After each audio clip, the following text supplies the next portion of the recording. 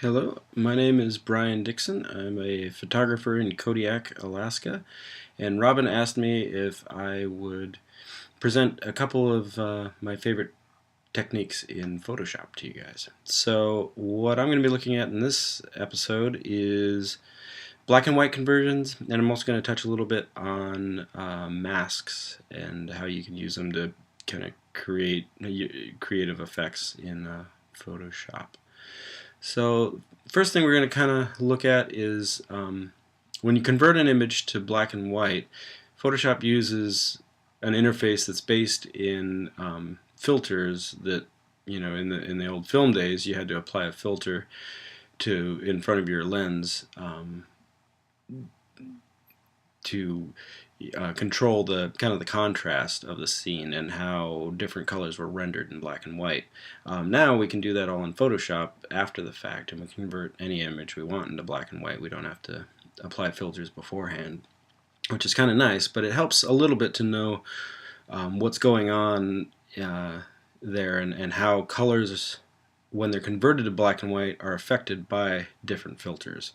So what I've prepared is, come up here, just a little example. And what this is various filters. These little squares or rectangles are little filters of different colors, and you can see how they affect the colors in the background when they're converted to black and white. So here I've got a red filter simulated. You can see when you apply a red filter to a red subject, it becomes white and it brightens the red content in a scene. So this can be nice if you're doing photographing people and you want their skin tones to be lightened and kind of emphasized. Anything in an image that's white is draws your attention to it.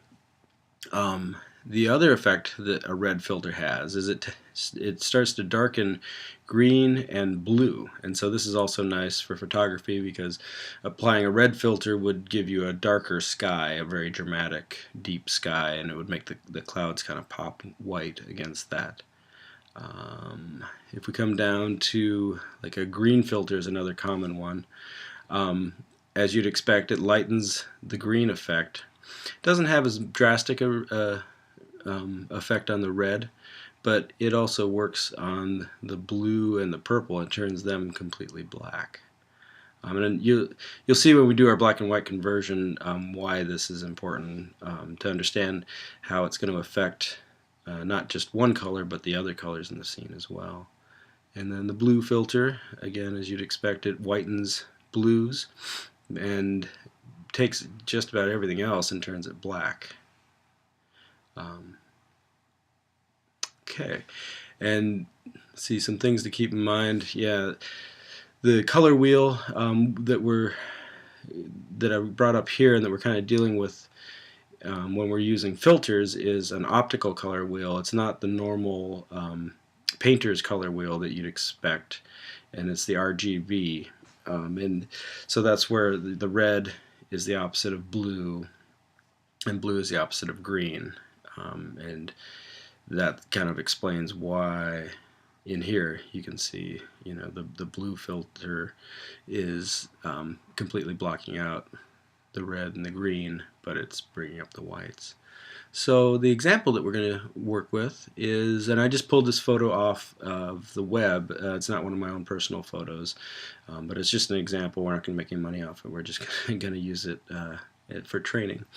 But is of a red bike against a wall with green foliage. So this will give us something to work with, and we can see how these different colors are affected by the conversion. So to convert this, all I'm going to do is come down here to our palette at the bottom, and we're going to grab an adjustment layer, and we're going to use black and white. So what this does is brings up this dialog box. I'll just draw this down a little bit so that you can see all the different options. So these are what they did in Photoshop. As I was showing you before, if you applied a red filter, it lightened the reds and it darkened the greens and blues, blackened the blues. What Photoshop did, which is nice for you, is they broke out each of these colors and allows you to individually affect those colors. And so, we can grab something. It was a red bike a moment ago, so you can grab that, and if you want to turn the bike black, you can just drag that down. If you want to turn it white, you can drag it all the way up and make it white without affecting the greens.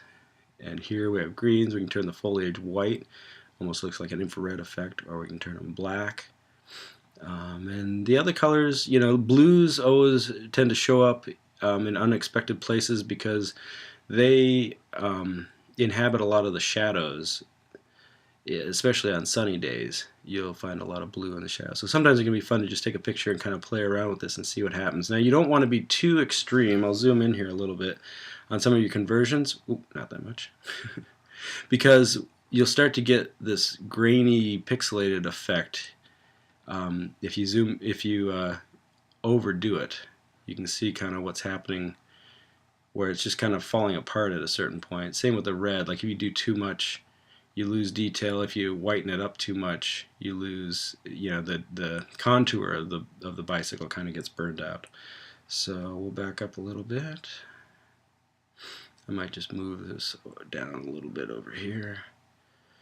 And I'm just going to go in and I'm going to make some adjustments. Now, I'm actually not going to pay a whole lot of attention to the red. I'll show you why in a minute, but we'll just darken that down a little bit. The green is going to be useful, and I want to kind of darken the green a little bit to make it a little bit more dramatic. And then we'll come in and just see if anything else has a big impact. The blue a little bit, maybe dial that up a little bit to pull a little more detail out of some of the shadows.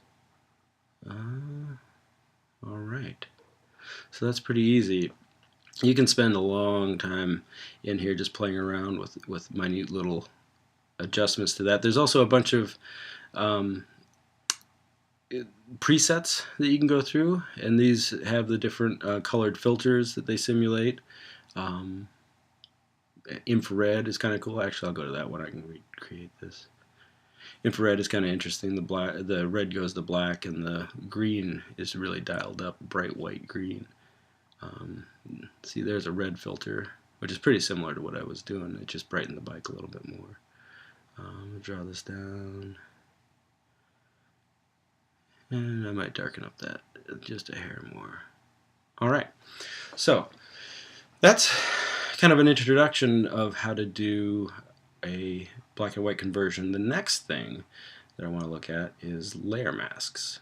And what a layer mask is like the name suggests, it's placing something over the top of your photo, like a mask, that you can then adjust, and you can kind of cut out parts of the mask and let the original image show through. So what we have, down here, if you see our image layers, we can turn off this black and white conversion, and underneath is the original background image is untouched, is unchanged. So what we can do is we can come in here, and on this layer mask, we can kind of draw on it and let the background image punch through, which is why I was saying I wasn't as concerned with what was going on with the black and white rendering of the bike, because we're actually going to let the bike come through. So the way we do that is we come over here and we grab a brush, and let's see, let's zoom in just a little bit. I'm going to go kind of quick on this because in the interest of time, when you're doing your own examples at home, you can spend a little bit more time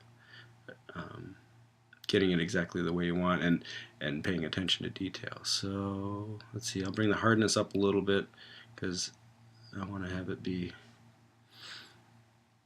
a little more defined edge. And alright, hold on, and let's bring our size down a little bit more.